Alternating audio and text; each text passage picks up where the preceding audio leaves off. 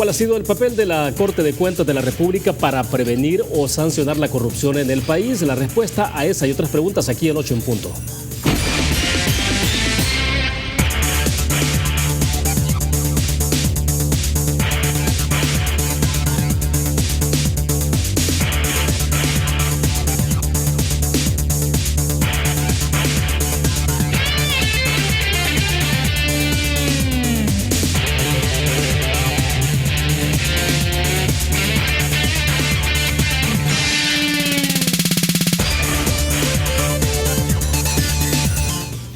Este es el momento de todos. Banco Agrícola nos hace un llamado a la reflexión, a que nos demos cuenta que este es el momento de hacer que las cosas sucedan, de superar adversidades y sobrepasar límites. Es nuestro momento de construir un mejor país todos. Buenas noches, es un gusto que nos acompañe en 8 en Punto. Varios temas en agenda esta noche: el papel de la Fiscalía General de la República, la Corte de Cuentas, la sección de probidad en los casos de corrupción. Son algunos de los temas a abordar esta noche. Agradecemos que está con nosotros en nuestros estudios José Antonio Castillo. Él es analista político y también asesor legislativo. José Antonio, bienvenido. Buenas noches. Gracias, William. Buenas noches. Un saludo a toda la audiencia de 8 en Punto y gracias por invitarnos a tu programa. Perfecto. También damos las gracias que nos acompaña Jorge Villacorta, analista político, consultor también en la materia del analismo, como analista política en nuestro país. Gracias por estar con nosotros. Buenas noches. Bienvenido. Un gusto estar con él para servirles. Perfecto, de igual forma damos las gracias a Carlos Araujo, analista político, también es experto en materia electoral, que nos acompaña. Carlos, bienvenido, buenas noches. Muy buenas noches y a la orden de todos ustedes. Bueno, y comenzamos en medio de una buena tormenta, ¿no? Hay un poco de truenos, de todo un poco, está lloviendo en San Salvador, pero bueno, varios temas en agenda. Quiero a ver si iniciamos con ustedes hablando sobre el tema del expresidente de la República, Elías Antonio Saca, pero antes quiero mostrarles, porque el proceso abreviado continúa en los tribunales. Este día ha continuado el desarrollo de ese proceso. 2 expertos financieros han testificado en el juicio contra el expresidente y hay otros 6 funcionarios involucrados, desde luego. Han ratificado las acusaciones de la Fiscalía, pero se ha generado ahí también un pequeño impasse entre la defensa y los fiscales. Vamos a ver y escuchar.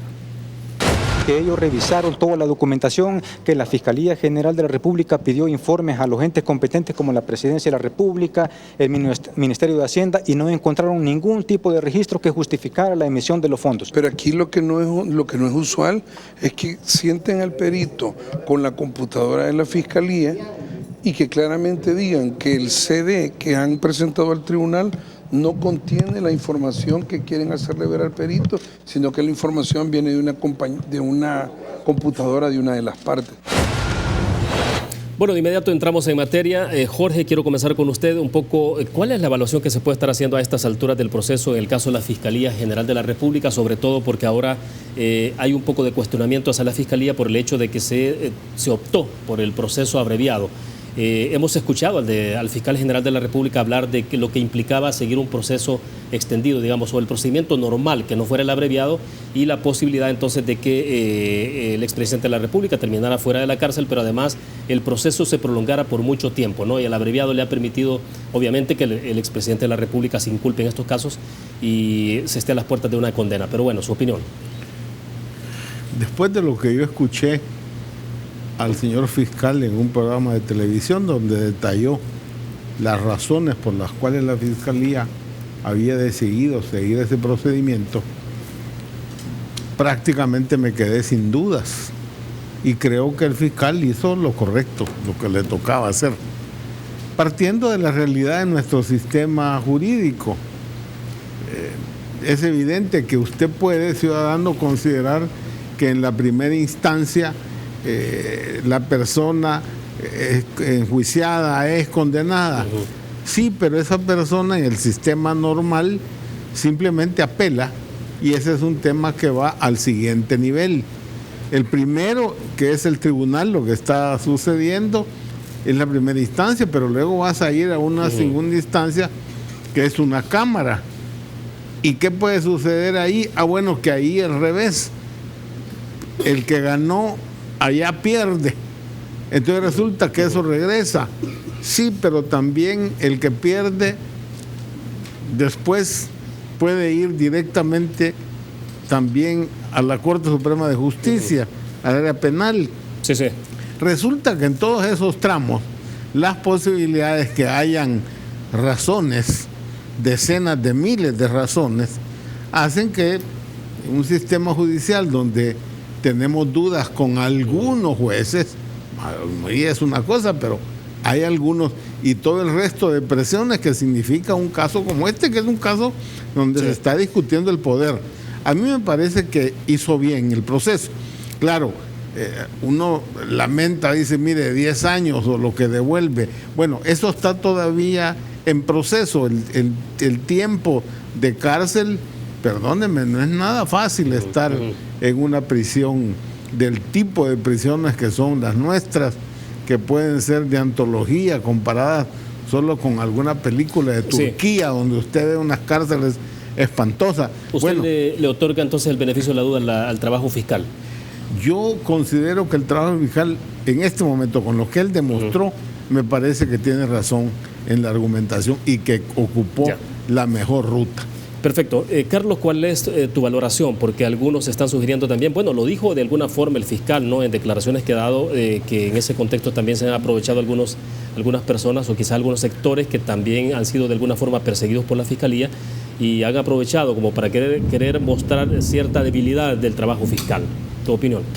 Yo creería que muy a pesar de estar de acuerdo en el resultado final, ¿verdad?, en el sentido de que hay una confesión, hay un reconocimiento a actos de corrupción, pero independientemente de esto, la forma en que esto se ha hecho, creería todavía que hasta el día de hoy nos deben muchas explicaciones. O sea, porque, y a donde yo voy es porque el sentido de buscar una condena, de buscar una confesión, tiene mucho que ver también con la proporcionalidad de lo que va a tener que pagar el imputado.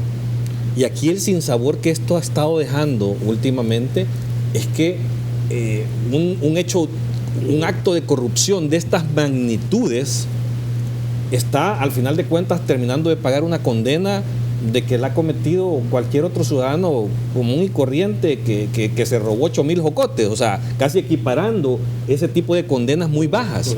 Y que también al final... Ahora, pero es legal esa vía, ¿no? Esa ruta. No, es legal, es correcto. O sea, pero yo lo que no compro, o sea, no es que no esté a favor del trabajo fiscal. Yo creo que el fiscal ha hecho un trabajo eficiente en contra de la corrupción, pero hay algo que deje el sinsabor, porque lo que yo no puedo comprar es que me digan, es que si no lo condenábamos a antes de finales de noviembre, más o menos, podía quedar en libertad. Pero yo me pregunto, y entonces, si no había una condena para noviembre, el beneficiado iba a ser Tony Saca, porque iba a quedar en libertad. Pero entonces, ¿por qué aceptó él responsabilizarse y declararse culpable? Si al final de cuentas lo que hizo al acelerar el proceso de alguna manera fue él mismo castigarse. O sea, porque si al final dilataba, con la explicación esta, dilataba el proceso y llegaba después de noviembre sin una condena, podía salir en libertad. O sea, hay esos elementos que hay unas lagunas que yo esperaría que todavía no conozcamos la película completa de la negociación que ha hecho la Fiscalía en estos casos, porque al final de cuentas uno puede ver después, más adelante, dependiendo de los resultados, porque acordémonos que hay otros casos, ¿verdad? Y esos otros casos podrían ser que se estén solidificando en una negociación con lo que está sucediendo este día. José Antonio, ¿cuál es la opinión suya? Sobre todo porque acá está ese elemento, ¿no?, de un poco la incertidumbre de qué tipo de sanción se va a tener al final, si es equivalente al delito cometido, pero también en términos de posibilidades reales que tenía la Fiscalía para poder desenmarañar esto y hacerlo pronto y que también terminara en una condena, ¿no? Bueno, sí, efectivamente se tiene los primeros indicios de corrupción de la administración Saca, surgen en aquel informe de Wikileaks del año 2010, en el cual Estados Unidos comienza a hacer señalamientos graves en contra de una administración que estaba despilfarrando los recursos públicos. Y vale decir, todos hemos sido críticos de la acción fiscal en cuanto a que se está exponiendo a que se pudiese perder el caso. El fiscal fue bien claro y como lo dice Jorge en su primera intervención, y él manifiesta que muy probablemente se llegaba al mes de noviembre y pudiese ocurrir de que aunque se tuviese una victoria posteriormente, en la parte ya cuando toca el apelamiento a una cámara, muy probablemente una victoria se podría convertir en una derrota. Y el fiscal advirtió un señalamiento muy específico para ello. Y él dijo, es porque todavía el señor expresidente de la República, Elías Antonio Saca, aún sigue teniendo mucho poder político. Y esta es la razón por la cual él considera que, no obstante que él tiene las valoraciones, los criterios, las pruebas que pudiesen conducir a una condena posterior, es muy probable que se estaba mandando un mensaje muy importante en cuanto a que si se lograba que el presidente de la República, el expresidente, confesara por primera vez en la historia que él ha saqueado las arcas públicas, esto viene a marcar un antes y un después. Ahora, pero ese es el tema, ¿no? Porque se está hablando que ya hay una acción ejemplarizante. Por supuesto, yo creo de que más allá de todo, porque este caso todavía está en proceso, falta ver que el juez acepte y esté de acuerdo en imponer la cantidad de la pena que sea recomendado por la Fiscalía. Eso creo que las partes que saben más de la materia lo van a poder determinar al respecto, pero también hay un aspecto muy importante. Yo creo que sí, creo que hay que felicitar también al fiscal por el trabajo que ha hecho y todo su equipo, porque aún con todos los recursos limitados que le da el Estado en un exiguo presupuesto, ha logrado por primera vez llevar a una condena y que el país se ha conmocionado porque ahora está viendo los detalles de la corrupción que se había venido hablando. Esto es como se viene diciendo, el presidente Funes defalcó al país, lavó del país, desvió del país, de las arcas del Estado 351 millones de dólares, 351, ¿ok? 351 es lo de Funes. Lo de Funes, no, correcto, hablo de Funes. Pero todavía no se ha logrado probar qué va a pasar cuando en realidad la parte fiscal demuestre que efectivamente se ha hecho. Ese creo yo que es la victoria por de pronto por parte de la Fiscalía. De acuerdo, cierro el segmento, Jorge, entonces, pero insisto en esa parte, ¿hay ya una acción ejemplarizante en todo lo que estamos presenciando? Yo creo que sí. Yo creo que le queda claro a los funcionarios o a los que pretenden ser funcionarios que el nivel de abuso, que el nivel de que no me va a pasar nada, que puedo hacer lo que me da la gana, es decir, de la impunidad, se ha ido reduciendo. Yo creo que cualquier funcionario público se da cuenta ahora, desde la aplicación de los informes de probidad, donde ahora no es simplemente el comparar entrada y salida. Antes ni siquiera eso se hacía, pero ahora resulta que además de comparar entrada y salida, hacen auditoría de todo el periodo de gestión de un funcionario para que pueda terminar en un juicio y en un juicio terminar condenado. Yo creo que el mensaje es claro, me parece, en comparación a de donde venimos, creo que ha habido evidentemente un avance. Claro, podrá ser todavía insatisfactorio, podemos considerar que debió ir a más, sí, pero creo que el fiscal, buscando desde ya la condena y haciendo que el expresidente Saca exponga y diga todos los procesos que hicieron, responsabilizando a otras personas. Creo que eso es positivo. Pero es que para cerrar rápido, exponer todo lo que diga, si es que eso ya lo tenía la Fiscalía investigado y lo estamos viendo hoy con el desfile de los 30 y pico de testigos de cargo que la Fiscalía ha dado. O sea, el hecho de cómo se desarrollaron los desfalcos y la corrupción de ese gobierno está establecido. Entonces, ¿qué es lo que se gana? Es que es cierto, estamos combatiendo la corrupción, estamos reconociendo que un presidente se declare culpable de corrupción, pero ¿y contra qué? El tema de la impunidad, el tipo sale condenado, pero esto que estamos viendo tiene un sinsabor a que todavía puede haber algo de impunidad ahí. Claro, es cierto. Por eso digo, de donde venimos, donde podía hacer lo que le diera la gana y nadie se enteraba de nada, como ya vamos a ver si tocamos el tema de la Corte. Exactamente, entonces, y como tengo que hacer una pausa, ¿no? Entonces creo que hemos avanzado, no es satisfactorio, pero lo que está haciendo el fiscal está en el marco de la ley, aplicando la legislación y tiene por lo menos hoy sabemos que está condenado. Y es cierto, hay pruebas y hay testigos, pero no es lo mismo los testigos que mañana pudieran cambiarse, desaparecer, ir a hacer, como sucede en otros. Pero es que no podemos, a ir a otro. No podemos, que en base a la fragilidad del sistema, tenemos que ceder tanto. O sea, es que ese es el punto. Dejémoslo ahí, regresamos con ese mismo punto, porque quiero que avancemos también sobre el tema de, bueno, ¿y dónde estaba la Corte de Cuentas de la República en medio de todo esto? Uno se pregunta, ¿no? O sea, ¿y qué pasó con la Corte de Cuentas? Vamos a la pausa, regresamos.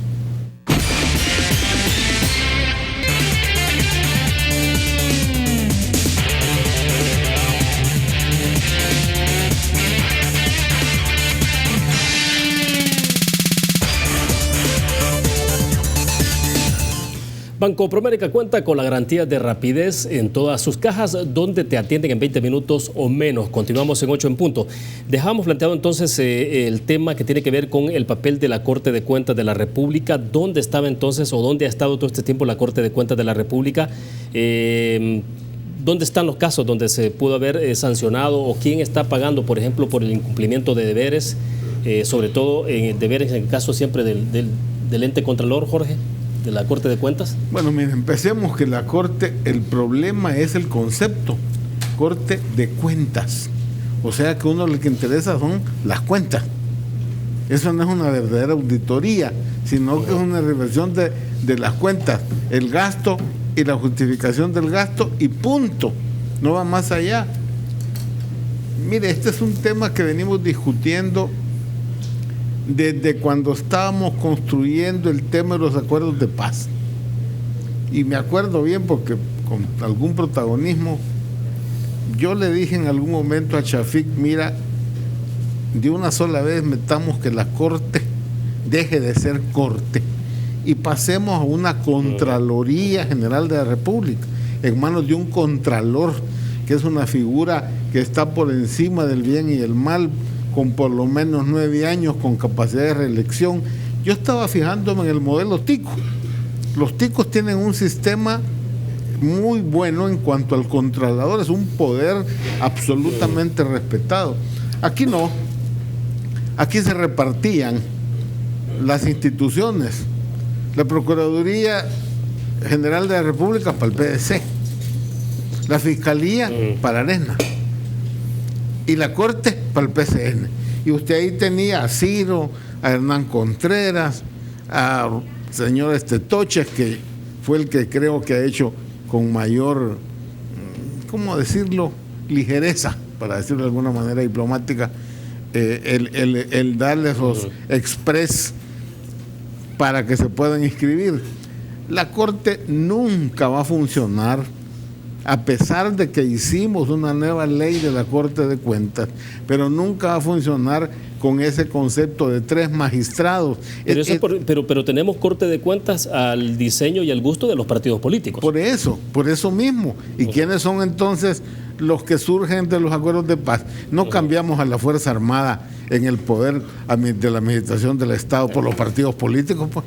Entonces los partidos políticos diseñaron todo el sistema institucional al servicio de los partidos, y por eso la sala es que entra en ese debate cuando el pleito con el 85, donde dice los partidos son simplemente instrumentos del poder del ciudadano, y cambia o plantea una serie de doctrinas distintas a lo que ha sido el original. La Corte no sirve absolutamente de nada si sigue siendo Corte. Perfecto. Carlos, pero entonces, insisto en la pregunta, ¿quién paga por incumplimiento, por omisión, por lo que sea, de tener una Corte de Cuentas como la que tenemos o que no se haga lo que manda la ley? Mira, yo creería que independientemente de que estos casos nos demuestran que hay que entrarle un poco más y profundizar reformas que permitan tener mayores controles sobre los controladores, ¿verdad? Porque creo que el problema de fondo está ahí, porque la ley de la Corte de Cuentas, como muy bien lo dice el ingeniero, ha sido actualizada y modificada y tiene las suficientes herramientas y facultades para haber descubierto y detectado esto que estamos viendo en estos casos.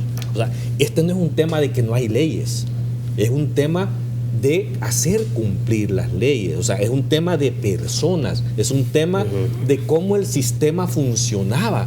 ¿Por qué? Porque en este caso particular vemos una total opacidad de lo que se estaba administrando de estos recursos y un somero chequeo a voluntad del órgano contralor, que lo único que hacían era ir como a verificar. Vea que, aquí estaba el dinero, sí, tienen algunos comprobantes, sí, ok, cuadra el número, sí, ok, ¿en qué se lo gastó? Eso ya no me importa porque son de uso discrecional. O sea, es ese famoso término del uso discrecional de la partida secreta es lo que de alguna manera generó las instrucciones a los personeros de la Corte, porque hubieron auditores de Corte de Cuentas que verificaban esos fondos y que le daban el ok a la verificación de esos fondos. O sea, pero esta gente tenía instrucciones que, por gozar de esa protección de ser una partida de fondos reservados, que en el origen tiene un sentido para ver gastos de guerra, temas de inteligencia del Estado y cosas por el estilo. Pero no implica necesariamente que no se debe rendir cuentas, o sea. Pero aún los gastos reservados deben de ser controlados y liquidados, nada más que las personas que los iban a auditar de alguna forma tenían que tener un compromiso de reserva sobre lo que estaban viendo. Pero aquí lo que vimos es una complicidad permanente, porque esto no solo es en este periodo que se ha dado, sino que es algo que ha funcionado de esa forma por muchísimo tiempo y que ya era algo natural y normal. Vea que va amparado, como te repito, bajo ese esquema de que era fondo discrecional, pues se hacía y se deshacía con el gran desorden que hemos visto hasta este momento. Perfecto. José Antonio, la opinión. Yo considero y comparto lo que ha expresado tanto los dos panelistas, en el sentido de que es allí donde está el problema. Es precisamente la impunidad de la corrupción se ha incubado desde los organismos mismos que debían haber perseguido o alertado de que se fugaran dinero del Estado.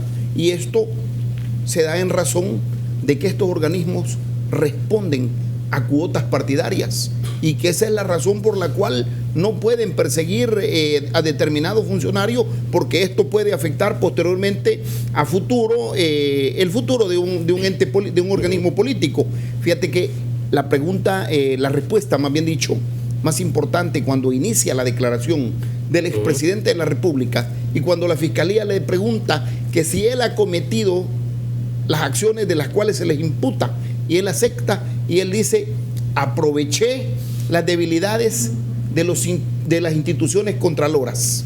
O sea, aprovechó la debilidad que tenía el Estado, que en lugar de estar dándole seguimiento a hacer un ente contralor que vigilara qué es lo que se va a auditar, y que no sea una simple aritmética en la cual los números cuadran y que al cuadrar pues entonces está cabal y está correcto la operación. El buen uso. El buen uso y para dónde van estos fondos. Entonces aquí es donde se otorgaban finiquitos express que al final terminaron dañando la institucionalidad misma del Estado. Ahora, la ley de la Corte de Cuentas de la República ha sufrido modificaciones, ¿no? Hubo un momento determinado que se cuestionó por el tema estrictamente del presidencialismo, ¿no? Que todo recaía en la figura del presidente. Eso se modificó, ¿no? Hoy tiene 3 magistrados.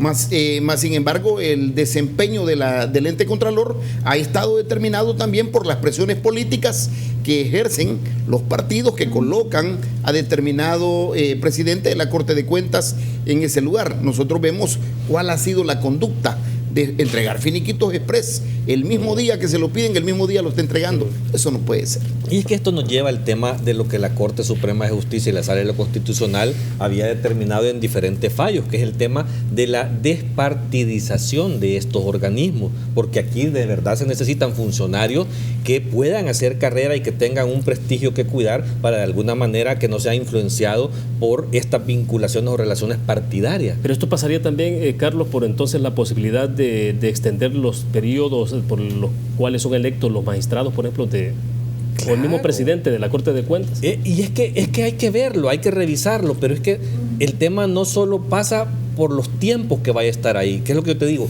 leyes tienen suficientes, herramientas tienen suficientes. Si el problema de fondo aquí viene siendo en que venimos y nos repartimos entre capos las diferentes instituciones para tener ciertos puntos de control, para poder negociar políticamente algún tipo de prebenda. El problema, sí, mire, para cerrar este segmento, tenemos que cambiar todo el sistema de corte, insisto, Corte de Cuentas no tiene más sentido. Hay que crear una Contraloría separando los tribunales de cuentas o tribunales de Hacienda aparte, donde van a hacer el juzgamiento, y una verdadera auditoría moderna que haga auditoría de gestión, que contribuya precisamente a garantizar que son los responsables de cada una institución los que tienen que decidir, y para eso existe un auditor interno y un auditor externo, pero esos son responsables por ley de las decisiones que diga el presidente de la institución o el ministro. Pero mientras estemos mezclando el mismo que hace la auditoría, ese mismo juzga, ¿me entiendes? Eso no tiene ya más sentido. Y a mí me extraña porque ese es un planteamiento que hicimos hace más de 15 años. Y quedó listo el texto de la reforma constitucional. Y si alguien no me va a dejar mentir es Milena Calderón, porque ella presidía la Comisión de Hacienda, y cuando estaba de acuerdo, de repente dijo, miren, ya no, porque el licenciado Navarrete, que era un viejo auditor, les había dicho que no. Lástima, se perdió su oportunidad de tener una institución moderna que nos ayudaría hoy a quitar todos estos líos. Porque al final la Contraloría es un instrumento de control del Parlamento. Y yo creo que aquí el reto y el compromiso que se le lanza a los partidos políticos hoy, debido a todos estos casos, es que de verdad la forma de decirle, mire, queremos enmendar los errores que hemos cometido, es haciendo las reformas necesarias para evitar que esto vuelva a suceder. Yo creo que eso es lo más importante. Que es partida secreta, William, perdónenme, en Estados Unidos, todos los fondos de defensa, de inteligencia, de las 5 agencias de inteligencia, pasa por el Congreso. Claro. Y hay una comisión de inteligencia en el Congreso. ¿Por qué no se puede hacer algo similar aquí? Por las características propias salvadoreñas. No, yo creo que perfectamente debería ser el poder que corresponde también a la al control. Rápido, porque sí tengo que hacer la pausa. Solo te recuerdo una cosa, y que es algo que para mí sí es importante. El candidato de Arena, Carlos Callejas, en un evento en Aguachapán, dijo algo, y dijo, el origen de la corrupción política de este país, tío, está en la partida secreta. Me comprometo a eliminar eso. Interesante. Vamos a la pausa. Importante. Cuando regresemos, hablemos de la sección de probidad de la Corte Suprema de Justicia, y esto nos lleva sin duda alguna a hablar entonces del proceso de elección de Sala de lo Constitucional. Vamos a la pausa, regresamos.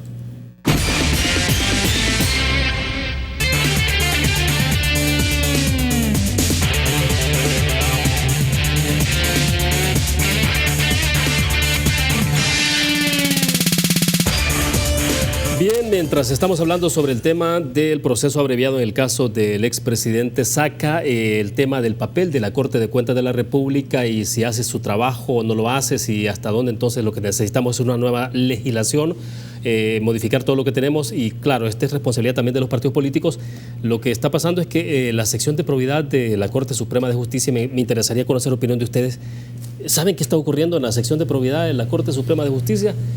Porque ya no hemos tenido ninguna noticia, ¿no? En los casos de investigación. Es que, William, recuerde lo que los magistrados dijeron, principalmente el magistrado Blanco. Él explicaba que la cosa iba a un ritmo. Me acuerdo que en algún momento hablaron de 70 nombres que probidad había trabajado y tenía.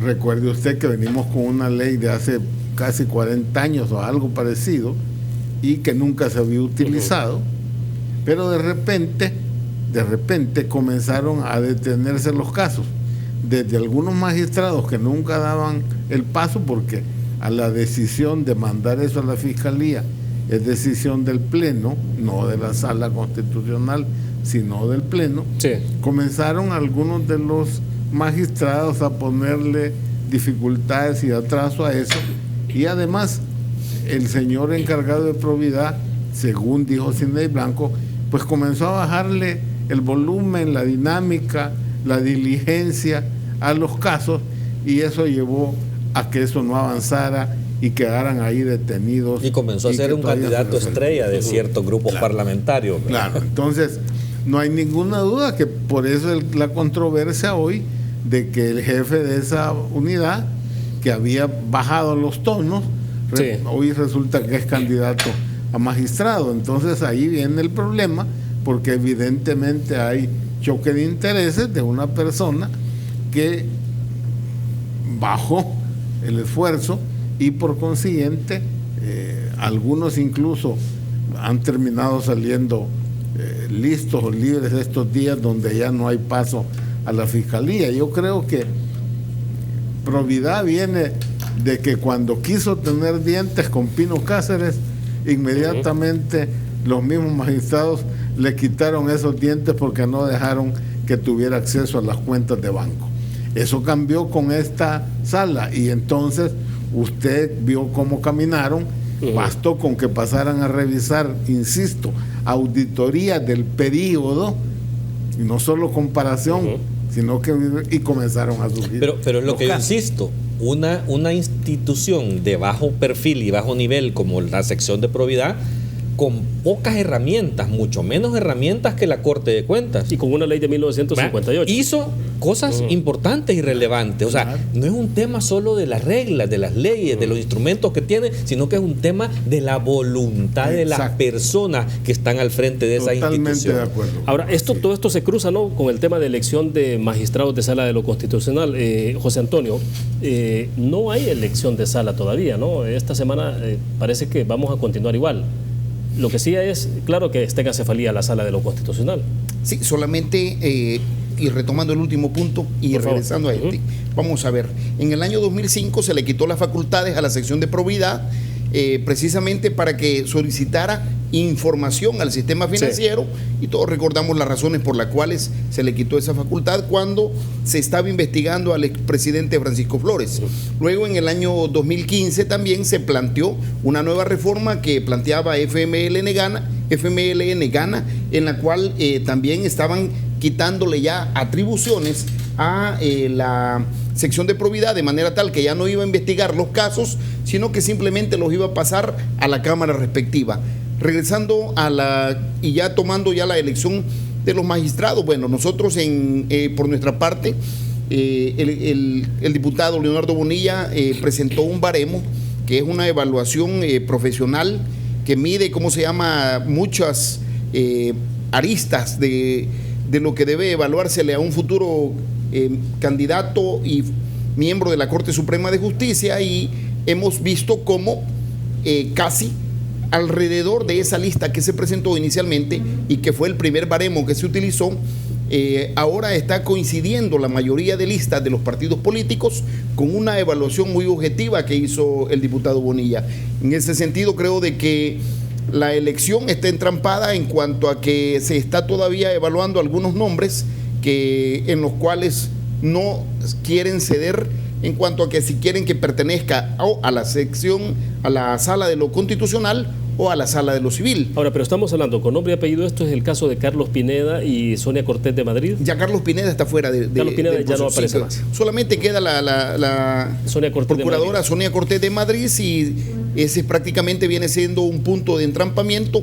Ha sido pública la evaluación que se ha estado haciendo, y este día nuevamente se tuvo comisión política. Sin embargo, todavía no se logra un acuerdo al respecto. Yo te diría una cosa con este tema de la Corte, que no lo veamos exclusivamente como un tema de preferencias de personas para poder accesar o integrar a la sala. Aquí hay detrás elementos fundamentales en cuanto al control, por un lado, de la Corte Plena, porque es Corte Plena la que toma las decisiones de lo que hace la sección de probidad y si un caso pasa o no pasa a un juicio, ¿verdad? ¿Qué es lo que estuvimos viendo en el último momento en probidad? En la Corte hubieron unos nombramientos un año antes de cambios de gente que ya se vencía, y fue nombrado un par de personas, que eso cambió la correlación de Corte Plena, y que es lo que permitió que de alguna manera los casos de probidad bajaran el acelerador, y empezamos a ver que todo se estaba retrasando. Había una finalidad de obstaculizar el trabajo de la sección de probidad, porque se generó una correlación diferente. Estos 5 cargos que ahora están entrando y decidiéndose tiene que ver con esa correlación de la Corte Plena también, para de alguna manera frenar o poder profundizar las investigaciones de probidad. De acuerdo. Jorge, ¿qué podría desentrampar esta discusión? Porque tal parece que los diputados se van a tomar el tiempo que consideren necesario y pues sí, pero que la cosa está entrampada, ¿no?, en la señora procuradora. Si ella pasa, y no es que si queda, es que en qué sala la dejan. Claro, si ella no se incorpora a la sala de lo constitucional, sino que pasa a lo civil o ya hubiera elección. Después lo pueden cambiar. Hombre, ya eso estaría desentrampado. A mí me parece que eso lo tienen que hacer de inmediato. Claro. Ahora, pero perdón, aquí ya no hay una discusión que tenga que ver con evaluaciones ni con el tema de idoneidad en absoluto. O sea, eso se acabó y bueno. Y sí está privado entonces el tema de las cuotas. Algo se hizo, ahorita ya es un tema. Parecería ser que solo el caso particular de esta señora es lo único que ha quedado casi en un tema de cuotas. Porque los otros nombres que se están manejando parecería ser que es persona bien calificada. Ya no es de cuotas en cuanto a que ella tiene definitivamente padrinos. El problema es, ¿pasa a la sala constitucional o no? Esa es la discusión. Pero el tema es que quieren tener cuota en esa sala para de alguna manera poder tomar influencias en las decisiones que se toman. José Antonio, ¿hay alguna fórmula o no? Que han aparecido ya no, al momento no se tiene una fórmula, se está debatiendo, han habido reuniones que se han convocado. En este caso, este día hubo convocatoria para las 12:30, luego nuevamente se dio un receso, se regresó, pero 3 de la tarde nuevamente se declaró que queda abierta la comisión política para continuar evaluando el caso de los magistrados. Bueno, de acuerdo, vamos a la última pausa comercial, regresamos con más.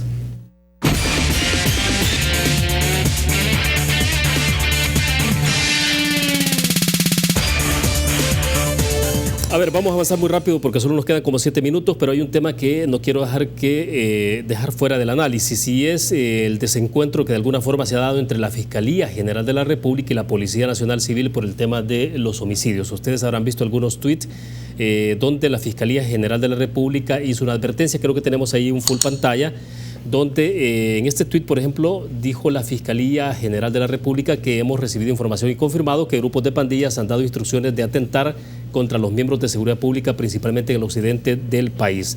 No obstante, decían haber dado a conocer las informaciones pertinentes y necesarias con nuestros enlaces, nos vemos obligados en hacer esta alerta a los miembros de la seguridad pública para que tomen las medidas adecuadas. De inmediato hubo una reacción de un informe, un comunicado de la Policía Nacional Civil, y tenemos declaración de Howard Cotto, el director de la PNC.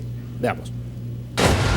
En las instituciones del Estado no somos ni agencias de publicidad, ni medios de comunicación, ni agencias de noticiosas. Lo que sí yo le puedo decir es que la Policía Nacional Civil no es plataforma de nadie para promoverse en nada. Nosotros no somos la instancia para eso, que busquen otras, no esta. Lamenté que el protagonismo mediático, el interés de dar a conocer a la ciudadanía al fin de ganar protagonismo mediático, prive sobre la seguridad de nuestros compañeros. Bueno, quisiera escuchar la opinión de ustedes sobre ese tema, y también, desde luego, quien ha estado un poco en el centro de todo esto, y lo hemos conversado con usted, ingeniero, en algún momento, fue el caso de las declaraciones del ministro de la Defensa también, ¿no? Que tiene que ver con otro tema, pero también son temas mediáticos puestos ahí, ¿no? Y que tienen que ver con la realidad del país. Su opinión. Mire, esto último, a mí me parece que la segunda parte, donde habla de recomendaciones, etcétera, yo creo que no le encuentro sentido que eso se publique en redes sociales. Y tampoco creo que el fiscal haya dicho, mira, publiquen esto. Esas son de las cosas que el personal encargado de comunicaciones consideró interesante o positivo hacer una cosa de esa. No es primera vez. Allá, cuando estábamos en el caso del expresidente Funes, hicieron unas publicaciones de cosas al interior de la casa, etcétera, que no tenían más que un sentido morboso y no tanto de información seria de una institución como la Fiscalía. Yo creo de que el señor fiscal perfectamente puede corregir ese error. Creo que han cometido por segunda vez, se me ocurre, ese personal que está ahí en comunicaciones, y creo que es un error. Y creo que el director de la policía tiene razón de expresar eso, porque ese tipo de comunicaciones son institucionales y formales, no a través de una red social, donde además ahora las redes sociales ya uno no sabe qué es cierto y qué es mentira, y por consiguiente no tiene ninguna posibilidad de credibilidad o de veracidad lo que hizo. Bueno, rápidamente, José Antonio. Bueno, yo expresar de que esto de las vocerías no autorizadas me recuerda cuando el director de la Policía Nacional Civil era mi general Francisco Salinas, y precisamente le prohibió a Howard Cotto que se convirtiera en el vocero no autorizado de la Policía Nacional Civil, y le hizo ver que habían instancias respectivas para dar a conocer información. Me trae a la memoria el caso de la información que se conoció con el daño a las tuberías de ANDA, a quién le correspondía, si a la PNC o a la ANDA como institución, dar a conocer esta información. En lo particular, yo creo de que la Fiscalía lo que estaba dando era una alerta general, y se pudo corroborar que un día posterior hubo un custodio de centros penales que fue asesinado. ¿Hasta qué punto la dinámica que buscaba era alertar de que se pudiesen estar dando amenazas en contra de personal, agentes del Estado que tienen que ver con la seguridad pública, con la defensa nacional, y que en ese sentido lo que estaba buscando era evitar que fueran blanco de las estructuras criminales? Bueno, hay que evaluarlo. Yo creo de que cada institución tiene que jugar el rol que le corresponde. Perfecto. Carlos. Mira, yo creo que diría que una de las principales debilidades del señor fiscal es precisamente este tema, el tema de las comunicaciones. Lo hemos señalado en diferentes momentos, que él utiliza los medios de comunicación para dar declaraciones que no son las más adecuadas, ¿verdad? Y yo quisiera escuchar una respuesta de él de qué lo motiva, que a pesar, dice, de haber comunicado por los canales a la policía esta información, se ve obligado a hacerlo público. O sea, es algo evidente que se sabe que este tipo de información no debe de hacerse de esa forma ni tan pública, porque al final de cuentas le estás haciendo el favor a los grupos delincuenciales de meter zozobra. Y que ese es uno de los principales objetivos que tienen estos grupos delincuenciales, de crear terror, y al prestarse una institución a hacer que esta información salga a la luz pública, precisamente lo que hace es colaborar en ese sentido. Bien, solo para cerrar, porque Carlos Rodolfo Meyer nos escribe a través de la cuenta de Twitter, decía él sobre el tema anterior, pasar la sección de probidad, dice la competencia de la Fiscalía, cambios en corte de cuentas, eliminación de partidas secretas, cambios al Código Penal para delitos y otros temas son los que el votante en 2019 debe tomar en cuenta. Solo cierro rápidamente porque se nos fue el tiempo. Agregue que hay que hacer, para convertir en Contraloría, hay que hacer reforma a la Constitución. Claro. Para quitarle a la Fiscalía una serie de investigación y de firma de contratos que no tienen nada que ver. Bueno, hay que cambiar la Constitución, hay que hacer una reforma política. Hay que hacer una reingeniería del Estado. Implica una reingeniería, y eso es reforma constitucional, además de lo que estamos señalando. Perfecto. Bueno, se nos agotó el tiempo. Gracias, Jorge, por haber estado con nosotros. No, a la orden, es un gusto y estar con los televidentes. José Antonio, muy gentil. Muchas gracias, William. Decirle a la ciudadanía que somos nosotros los que debemos de estar atentos a exigirle a las instituciones que cumplan el rol que les compete realizar. De acuerdo.